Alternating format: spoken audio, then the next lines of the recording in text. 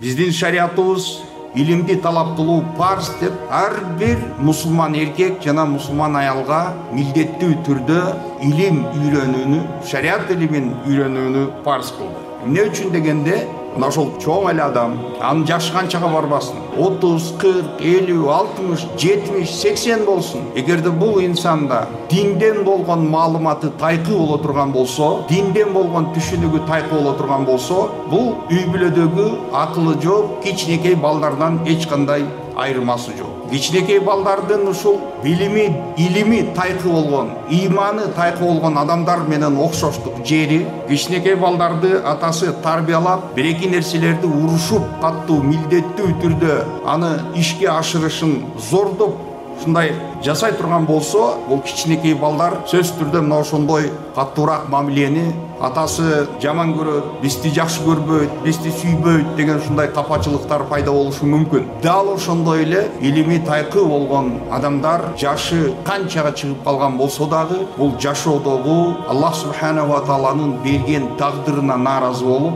Кудайдын берген ырыскысына, Кудайдын берген жашоосуна, Кудайдын берген неаматтарына бул ношүкүр болуп өмүр кечириши тугандар бул турган сөз. Илим эмне үчүн биз үчүн парз болду? Илим парз болгону пенде Аллах Тааланын эң биринчи орунда Кудайдын акысын, Аллахтын укуктарын үйрөнүп билиши керек эле. Эң биринчи орунда. Кулдун, пенденин Аллахка карата болгон мамилеси кандай болуш керек? Кандай жашоо кечирүү керек? Мына ушул нерселердин бардыгы тугандар биз шариат илимдеринде гана табабыз.